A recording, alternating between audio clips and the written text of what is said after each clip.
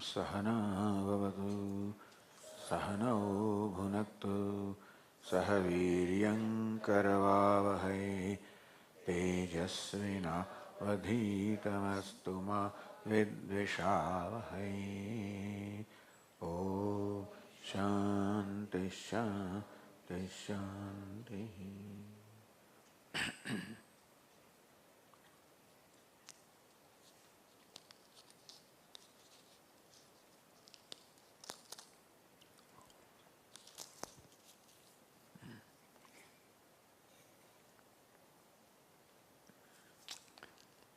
It is called service.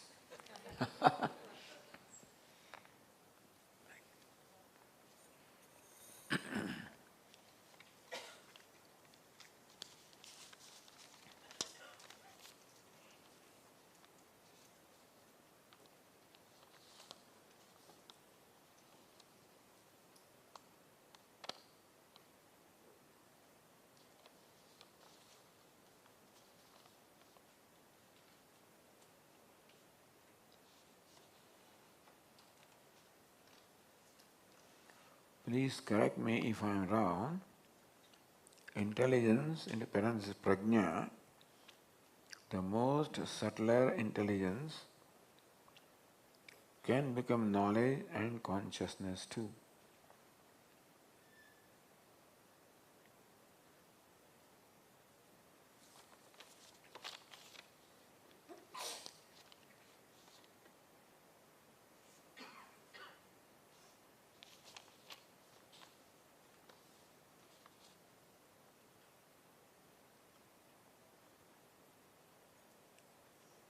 Well, depends on the meaning in which you use a given word. So word prajna can be used in the sense of consciousness. It is used in some Upanishad, like Kaushitaki Upanishad. And that prajna or the consciousness manifests as the knowledge of ghata, pata, this particular knowledge. So we can say that knowledge is in two stages. Samanya jnanam, the general knowledge; vishesha jnanam, particular knowledge. So when I perceive this path, first of all there is this perception, this is, and then this is a path. So this is, and this is gold, this is, and this is cloth. So this is associated with every object of perception. That is samanya or the universal aspect of everything, every knowledge. When you say this is a part, then that becomes particular. This is universal, joined with part, cloth, X, Y, Z, it becomes particular.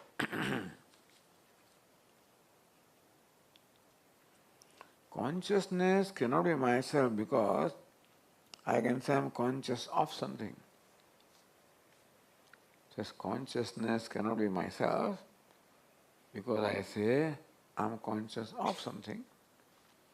You are conscious of something because you are consciousness. The reason why we are conscious of various things, names and forms, so in every particular consciousness, this is a part, this is a class, it is said this is, call it this is, that's the consciousness. And that consciousness you are. Consciousness is the most fundamental reality as we discussed in the evening.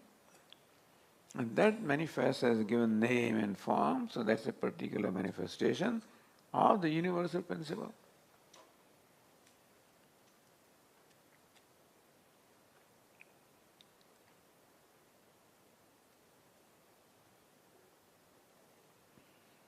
Subtlest intelligence, ultra-fine intelligence, prajna, is essential to create anything. So that alone becomes creator. Required to know anything becomes knower. Knowledge about a thing is in the form of subtlest intelligence. Intelligence itself is becoming a thing, vastu. Subtlest intelligence can become everything and anything. Things cannot become intelligent. Intelligence can become all things. By knowing this, I know the essence of everything.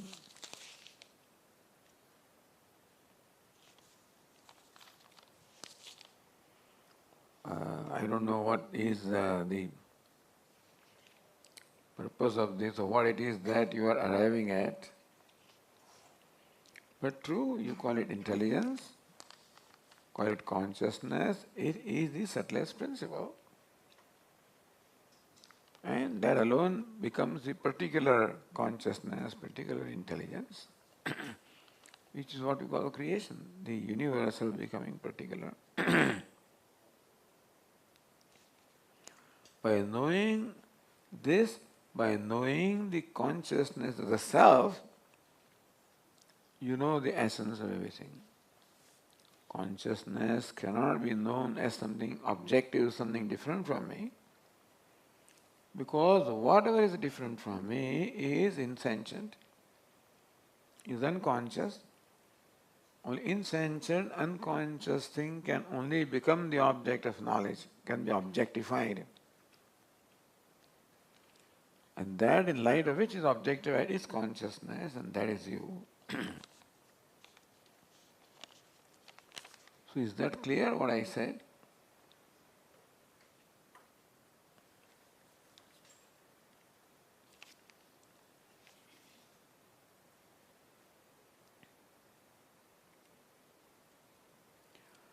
Swamiji, my question is, but still why Ananda is not felt?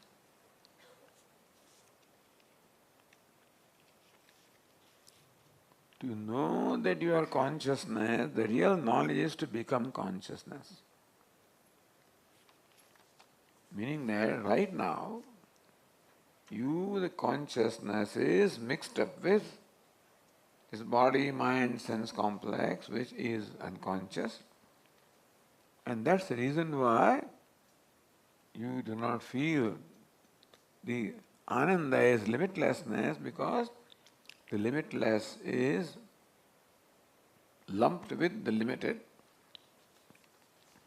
This is why we are taught the Atma Anatma Viveka, separating the self from the non-self.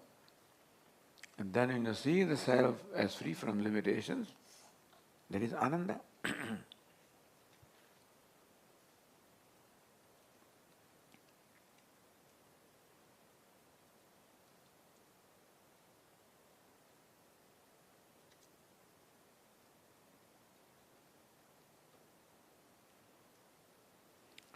Etat sarvam buddhya eva avishkritam. All of this is known only by the buddhi or my intelligence. So yadi etat paramam jnanam va anandam anubhavitavyam. If by this knowledge I do not experience ananda, then what is the advantage of all this knowledge? Ultimate purushartha is ananda. What we are seeking in life ultimately is ananda, happiness and unconditional happiness. That is the purushartha, that's what we are seeking. The purpose of all this analysis is so that we recognize that as our own self. And therefore that also requires, in order for you to know yourself, the mind must become inward looking. Mind becomes inward looking when it becomes free from the agitations of ragadveshas. Meaning that this knowledge requires the purification of mind. The knowledge, objective knowledge does not require purification of mind. For physics or chemistry, you do not need to have a mind free from ragadvesha. Because ragadveshas do not prevent you from objectifying something. Whereas ragadveshas prevent me to know myself objectively because already there is superimposition. Because of ragadveshas, I superimpose upon myself various ideas. Therefore, I must become, or as I progressively become free from ragadveshas, the ananda which is my nature becomes manifest. So what it is that comes in the way of experiencing ananda or manifestation of ananda is the rajoguna, tamoguna or rajas and tamas.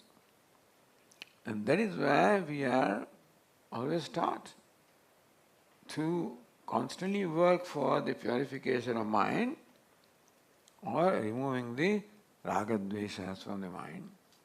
As the mind becomes sattvic, it becomes transparent, more and more transparent to manifest the ananda. The example is a pool of water. If there is dirt in that pool of water, you cannot see the bottom. The surface is disturbed, then also you cannot clearly see the bottom. But if that water becomes free from impurity, and the surface also becomes tranquil, that body of water becomes transparent, so also our mind becomes transparent. And just that water body reveals the bottom, so also our mind reveals the ananda.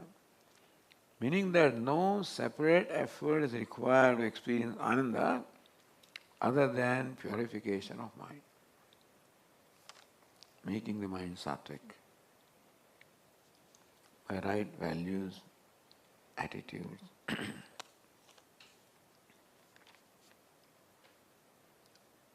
So, here the question is, I don't experience ananda. I understand so many things. Doesn't seem to result into any kind of satisfaction. That is because understanding is here, experiencing is here. Therefore, this is place which you have to make free from these impurities, then you experience. All understanding is where? Here. Where? In intellect. All experience is in the mind. Therefore, the purification of mind, in order to experience the true nature of myself. The extent to which we purify, to that extent we experience that.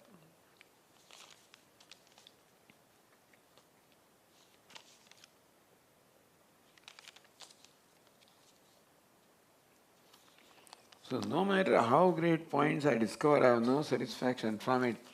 As I said, please simultaneously also work on purifying your mind by right attitudes, as Lord Krishna teaches, the attitude of selflessness, devotion, worship, offering. This is what Lord Krishna teaches in the Bhagavad Gita to purify the mind, to experience that ananda.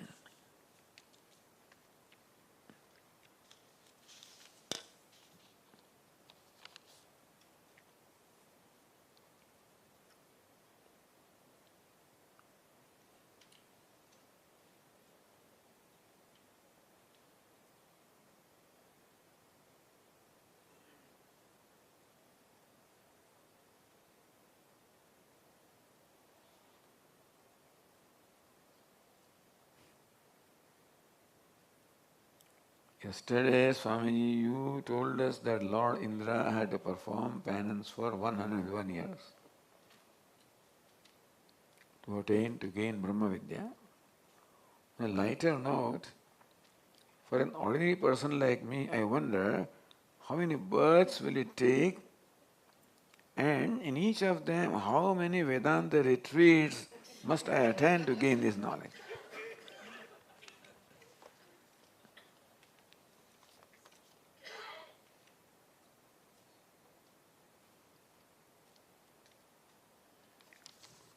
Two things we have to do. We attend the retreats, meaning learn, and also work on ourselves to bring about is self-transformation in terms of self-purification. That work has to be done. The right values and attitudes have to come in our life.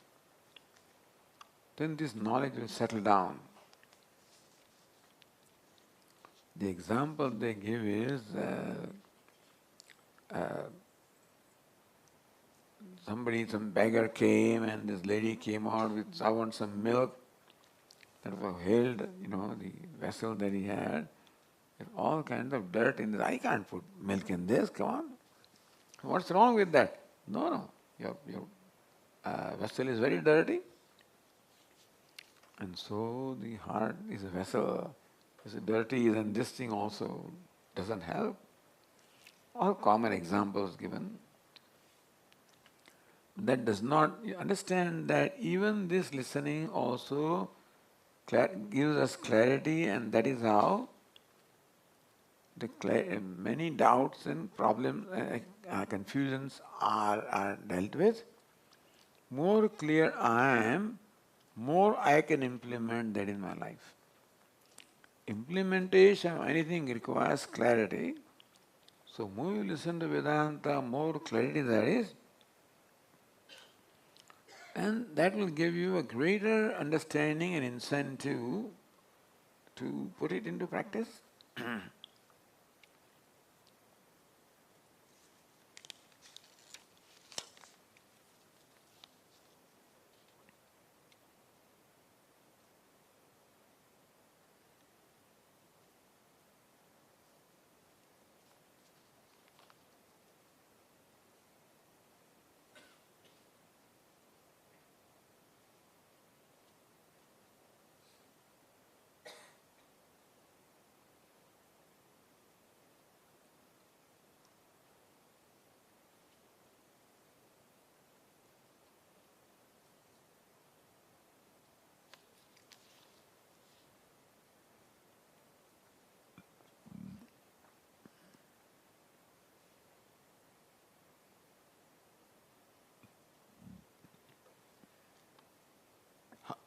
How to withdraw from Vishayasakti, attachment to experiencing, enjoying the sense pleasures.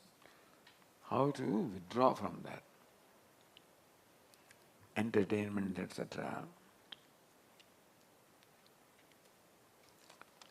The right way of withdrawing, one way of course is to create a distance and not indulge into that, number one. In itself that is not enough. Lord Krishna says, Vishayaha vinivartante niraharasya dehinaha rasavarajam rasopyasya param drishtva nivartate. You can create distance with the objects of pleasure, but the rasa or the attachment for them remains. And therefore, we must discover a greater pleasure within ourselves to become free from the need of that pleasure.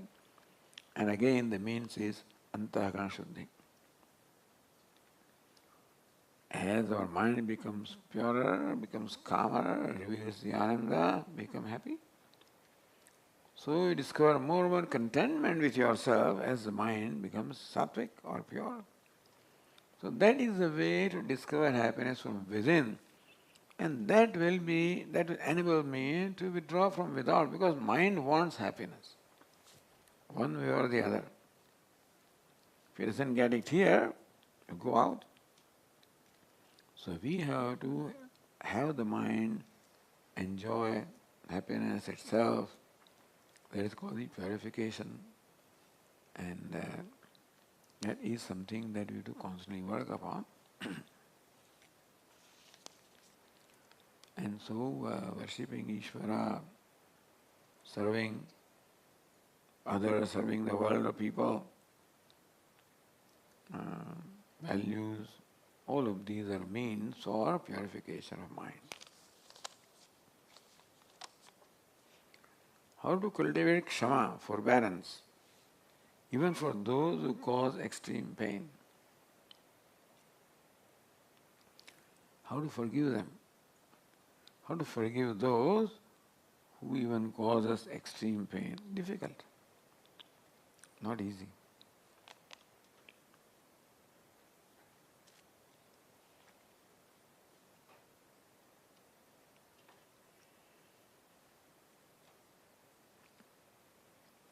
Well, one way is to see the person behind the behavior. Person's behavior is hurtful. And if we respond to behavior, our behavior also will be similar. When somebody hurts me, my response is to hurt them back. A two-step response. One-step response is to retaliate. Two-step response is create a distance. That okay, this is what the person has done. See the person behind the behavior. The behavior is hurtful. But if we look at the person behind the behavior, we find a hurt person. The one who has hurt me, himself or herself also must be hurt, because a happy person cannot hurt somebody. Our own experience. When we're happy, there's no way that we can hurt. We can always make somebody happy. But when there is pain within ourselves, very often that pain manifests, behavior which may be hurtful to others, in words, in other actions, which may be hurtful. So, if you can have a two-step response, that here the person who has hurt me, the second step is seeing the person behind the behavior, a person in pain. If I can see that, then my impulse to retaliate would get subdued. So for Kshama, seeing the person behind the behavior. All those who hurt us are themselves hurt people. Only a hurt person can hurt somebody. A happy person cannot hurt somebody. A two-step response for Kshama. Out of all the Mahavakyas, Aham Brahmasmi seems to be most popular. No, Tattvamasi is most popular. And the teacher also gives an example of Tattvamasi. Even what we call Vakya Vritti also takes this Mahavakya Tattvamasi. But anyway, Aham Brahmasmi also is a response to the teaching. So Tattvamasi is called Upadesha Vakya. Aham Brahmasmi is Anubhava Vakya. And so that is also equally popular. Others are not that very popular.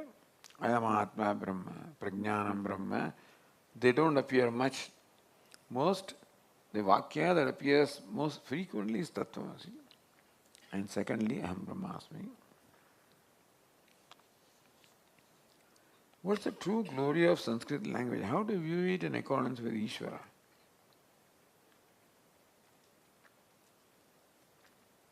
Sanskrit language is called Deva Bhasha. So like Ishvara, if he has to speak, he'll speak in Sanskrit.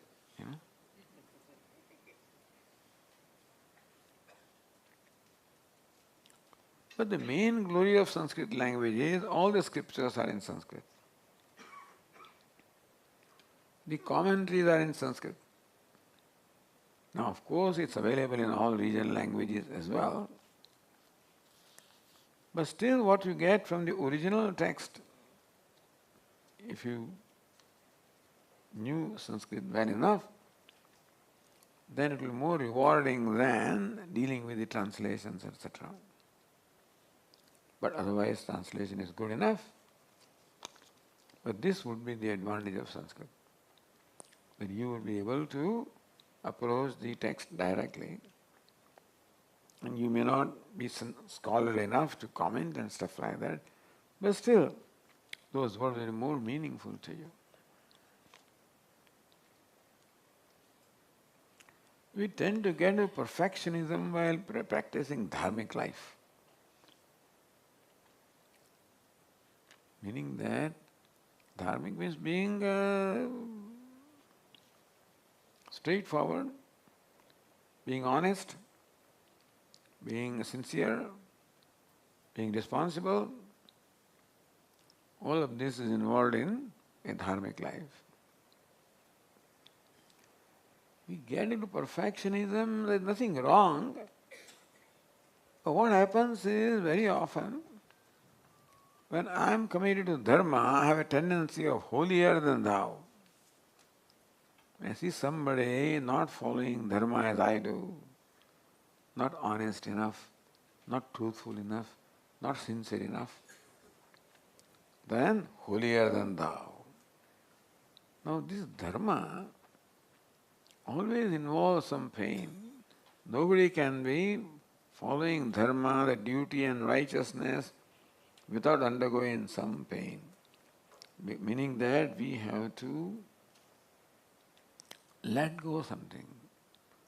For me to perform my duty towards you, your need should become more important than my need. For me to perform duty for my teacher or father or mother, their need will become more important than mine.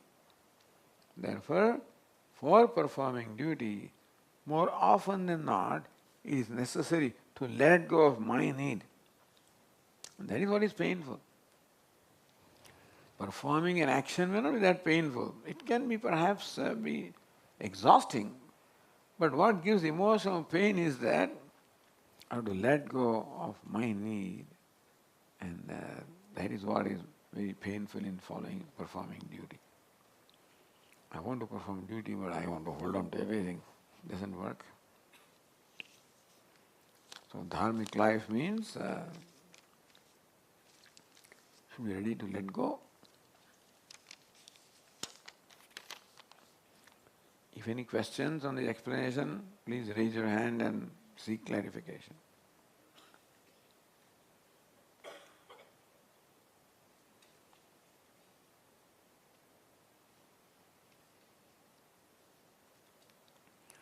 Vedas proclaim that self-knowledge gives moksha. Bhagavan Bhashyakara says that only sannyasis can get moksha. Is sannyasa required for moksha? Self-knowledge is required.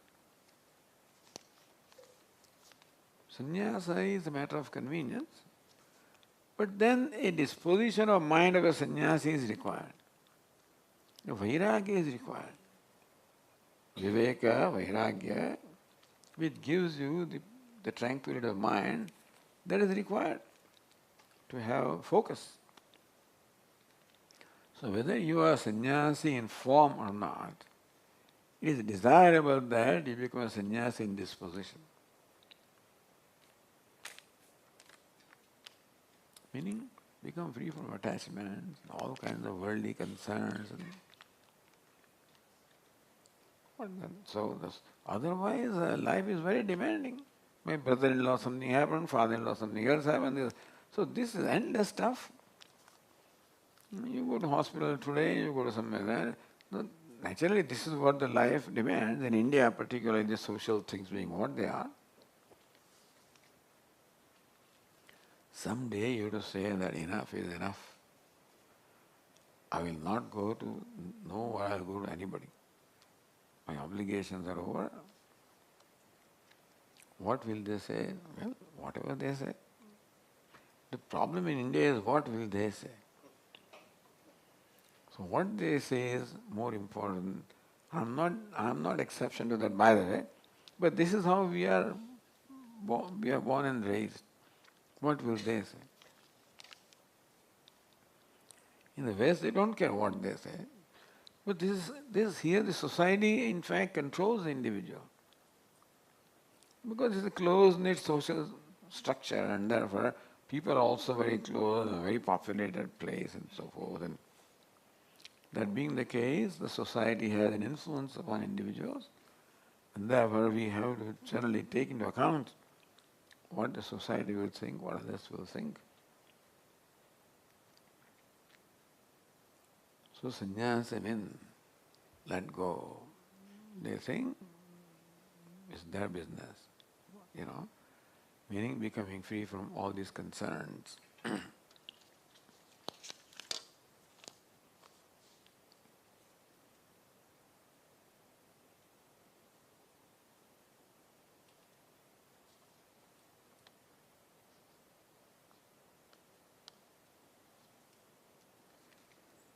Swamiji mentioned in the morning, when you can recognize something is without any value, well, then you can forget it.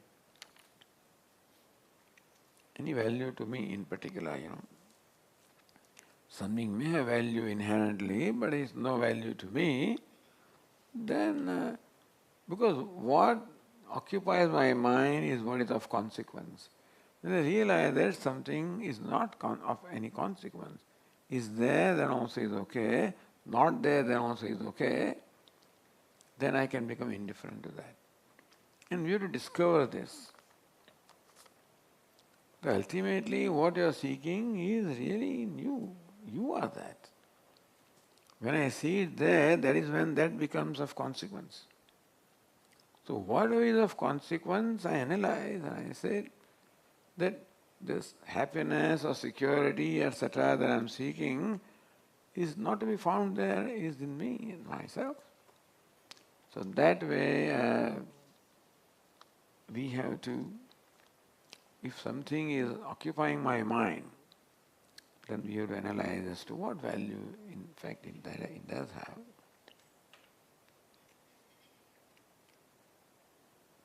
So, what's the way of recognizing something is without any value? We give value to things, and inherently things may not have value as far as I am concerned. Meaning that I respect everything. I value everything, but then my relationship of being dependent upon something, that we have to grow out of. Not that if I do not value means I don't care for them, I care for them, I love them, whatever, but as far as the dependence is concerned, we have to become free from that.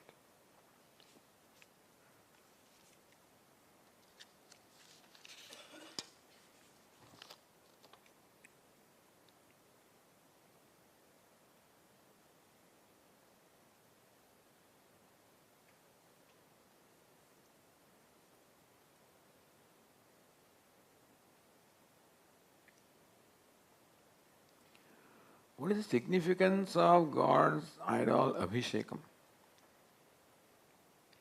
Why is it that we are performing with mantras, materials like honey, curd, milk and other edible substances? Abhishekam meaning giving bath to the Lord. It's the way of worshipping the Lord because Lord Shiva is very fond of bath. Abhisheka Priya Shiva. Alankara Priyo Vishnu. Abhisheka Priya Shiva. Namaskara Priyo Bhanu. Alankara Priyo Vishnu. Lord Vishnu is fond of Alankara. So you go to any temple of Lord Krishna or any form of Vishnu, all kinds of ornaments will be there. They spend hours sometimes in decorating. Lord Shiva is nothing. He's just a Shivalinga.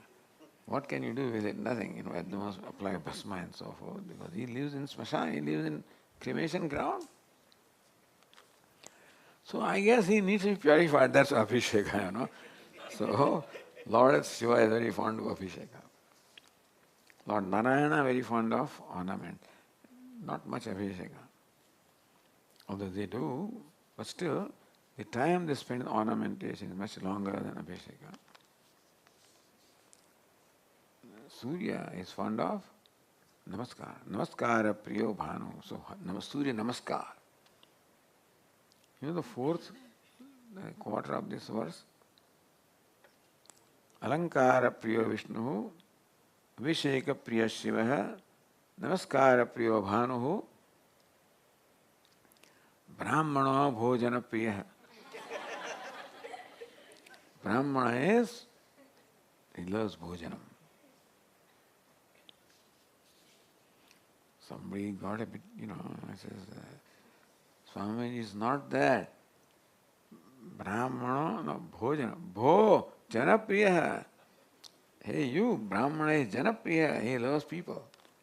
So Bhojana is divided to Bho and Jana. Bho is the Sambodhanam. Hey, Bho. Brahmana, Bho, Janapriya.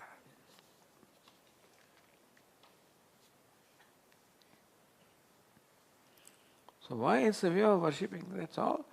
I mean, why do you give a gift in, on the birthday, and why do you bring new clothes for your friends or for relatives or for dear and near ones?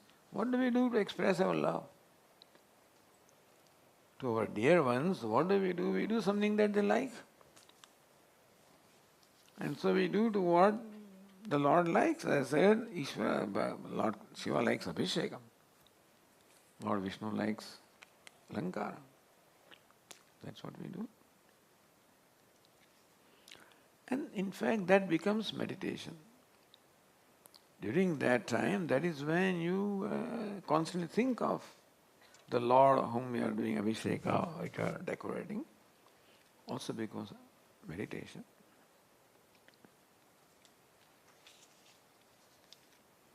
In fact, there was one sage, Vinoba Bhave, and he was wondering why Lord Shiva's Shivalinga, there is a pot of water from which water is dripping constantly.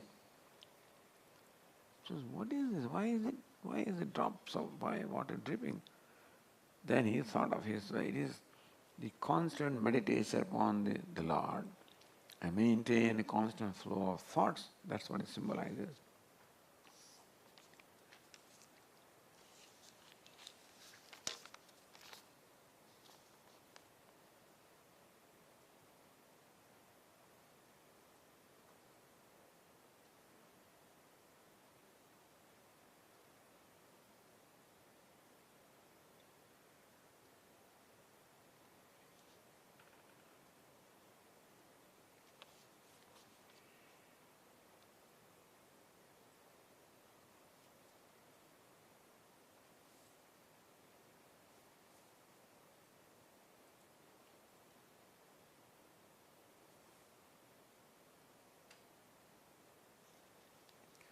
For a grihastha, he works to perform duty towards his family.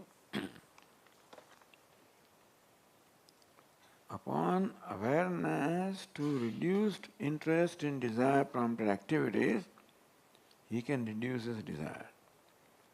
But if family craves more, he is forced to work harder, which might be stressful.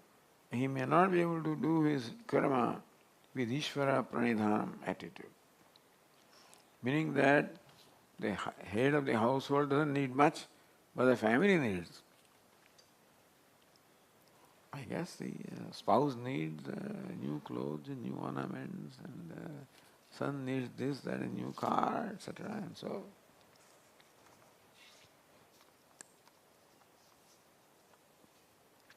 it's for you to draw the line as to what you can provide and what you cannot provide. And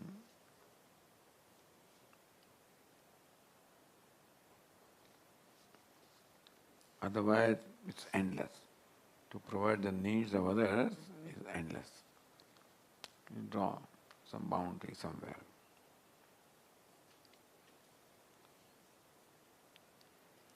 As grihastha, we have to put others' needs ahead of our own, Veda says. If my desire is to spend time for spiritual pursuit, then how to approach? As I say, draw boundaries. Thus far and no further. This is what I can do and this is what I cannot do. My son wants a new car, well, do with the old one. He wants new clothes, do with what you have. I don't know. Why is Om Shanti chanted thrice? Not there are three kinds of Shanti or peace, but there are three obstacles to peace. Adhyatmika, Adibhautika, Adidevika. Means that my own body mind may disturb my peace of my mind. That's Adhyatmika. Adibhautika, the elemental world, can disturb the peace of my mind by creating all noises and various other things. Adidevika, the divine forces, too much rain, too much cold, too much this, that also can disturb my peace. So, therefore we chant Om Shantihi, Shantihi, Shantihi. May there be freedom from the obstacles coming from individual, from elemental world, from the divine.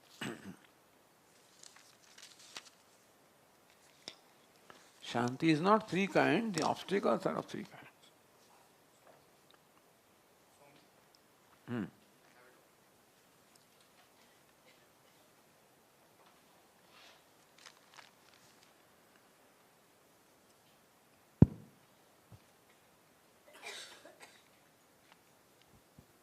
Om Swami. Swamiji, can you please explain what is elemental world? What is it? What is elemental world? Aha. Adi Bhautika. Elements mean bhautika. Yes, Swami. So this world is made of 5 elements. You know 5 elements? Air, space, air, fire, water and earth. These are the Panchamaha Bhutani. So what is made of the combination of Bhutani? It's called Bhautika. Bhautika is that which is made of the combination of Bhuta or the elements. So this world is made of 5 elements, a combination. It's called Bhautika. Adi means centered upon. Adi Bhautika means centered upon the elemental world. Adhyatmika centered upon the individual. Devika centered upon the Devatas, divine forces. Swamiji, I have next shadow, Swamiji. So, what we perceive as Jagat is nothing but the 5 elementals. So, Adidevika, anything like cyclone or tsunami, is very similar to Adi Bhautika. How do I reconcile this? No, cyclone or tsunami, the source is Adidevika, then it affects the Bhautika. But tsunami is caused not by you or I or this, it's caused by the force is beyond our control. So we call it divine tsunami or, so that is why it can be called Adidevika.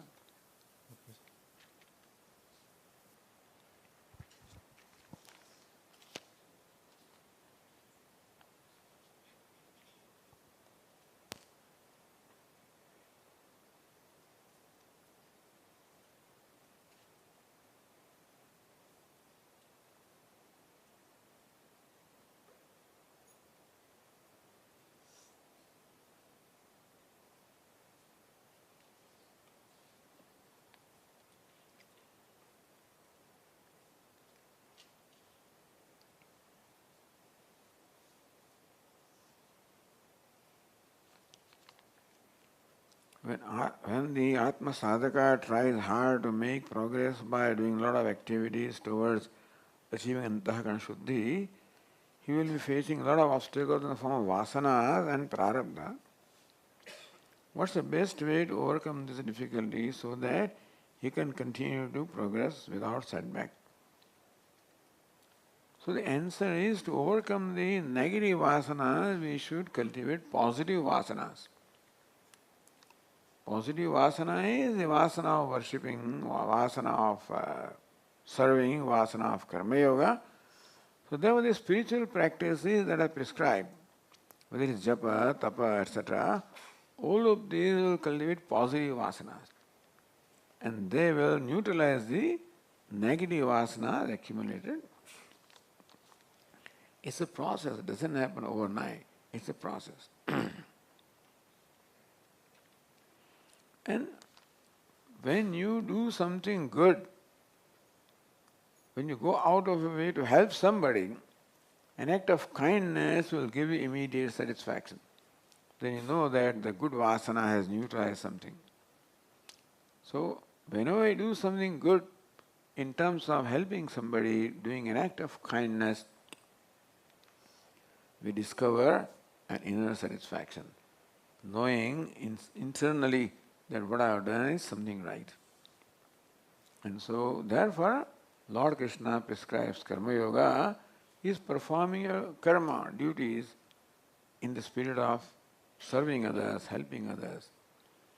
Or Puja Swami would say that when somebody comes before me, my first thought is, how can I be helpful to this person? That attitude, or how can I be helpful? That will create new vasana. Normally, what is my response? How can I use this person? When somebody comes, my response, how can I use it? Now I replace it by, how can I be useful? So this will be. What is the best way to control temptations? Called Dhamma, self-control. Only put boundaries. So temptations will not go overnight, but put boundaries. So while, for example, eating breakfast, idli and something very delicious is there, so before beginning your breakfast, put a boundary. 4 idlis or 3 idlis. If you eat 5, then put 4. If you eat 4, then 3. Eat 3, then 2. If you are eating 1, then 4. No, that is not the way, But boundaries. So we won't be able to overcome it right away, but slowly exercise some limited self-control and then slowly increase that. So 5 idlis, after 1 week 4 idlis, after 1 week 3 idlis. Idli is an example because I love it, but then it is temptation.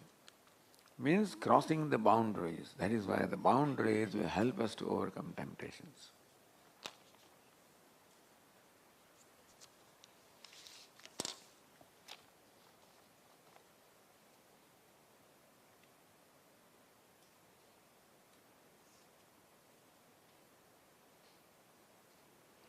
In the first mantra of Mandukya Upanishad, Brahmaji is mentioned as creator of the world. Is it communicated here God is a person? So Brahma is one identified with all the beings. He has the identification with all the beings. You follow what it means? I am identified with this much. But Brahma is identified with all the beings, which means that the well-being of all the beings is, in his heart. Whatever I am identified with, this is what I'll work for. So that way Brahma may be called an individual, but then a highly evolved, most highly evolved individual.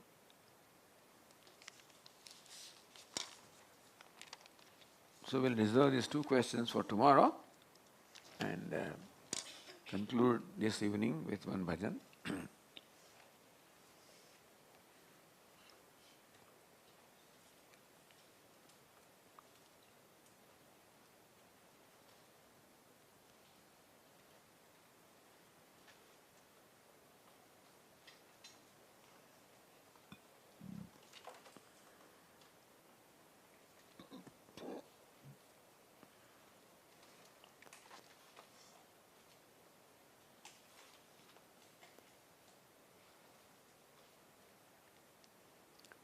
Chandrasekharaya Nama Om.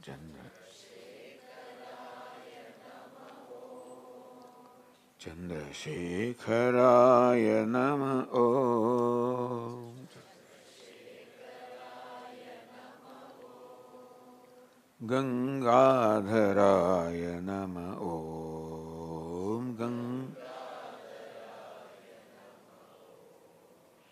Gangadharaya Nama Om. Chandrasekharaya Nama Om.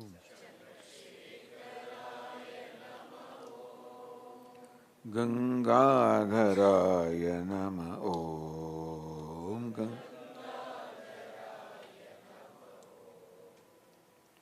Om Namah Shivaya Nama Om. Om Namah Shivaya Nama Om. Hara Hara Haraya Nama Om.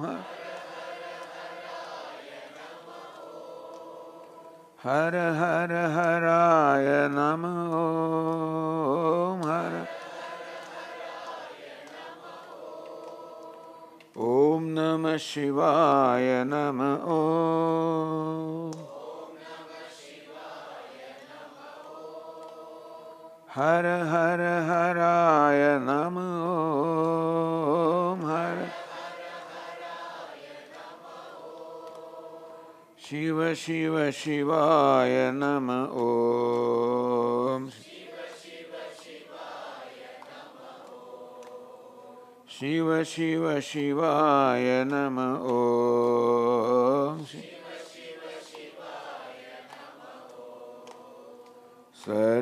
Sarveshwaraya Nama Om. Jagadishwaraya Nama Om.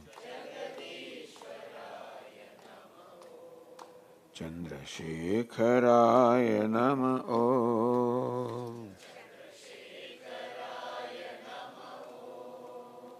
Gangadharaya Nama Om.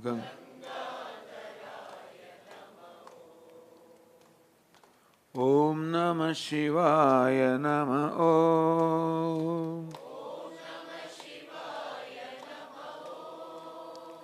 Hara Hara Haraya Nama Om.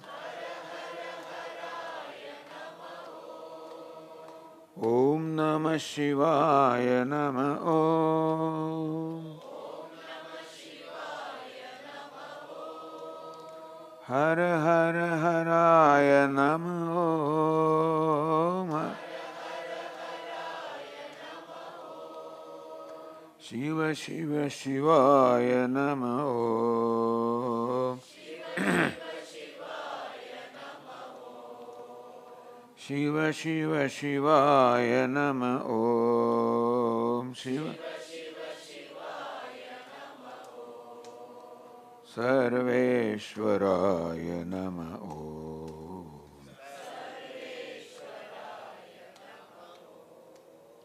Jagadishwaraya Nama Om. Chandrasekharaya Nama Om. Gangadharaya Nama Om. Chandrasekharaya Nama Om. Gangadharaya Nama Om. Om Namah Shivaya Nama Om. Om Namah Shivaya Nama Om. Hara Hara Haraya Nama Om. Hara Hara Haraya Nama Om. Shiva Shiva Shivaya Nama Om. Shiva Shiva Shivaya Nama Om. Shiva Sarveshwaraya Nama Om. Jagadishwaraya Nama Om.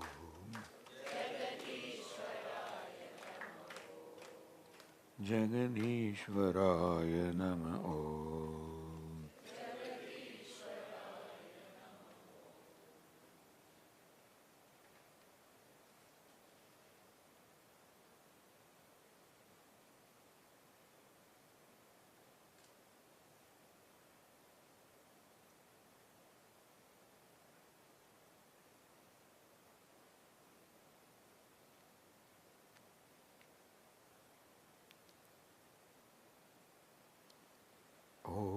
सर्वे भवन्तु सुखिनः सर्वे सन्तु निरामयाः सर्वे भद्राणि पश्यन्तु मा कश्चित् दुःखभाग् भवेत् असतो मा सद्गमय तमसो मा ज्योतिर्गमय मृत्योर्मा अमृतङ्गमय ॐ पूर्णमदः पूर्णमिदं पूर्णमुदच्यते पूर्णस्य पूर्णवशिष्यते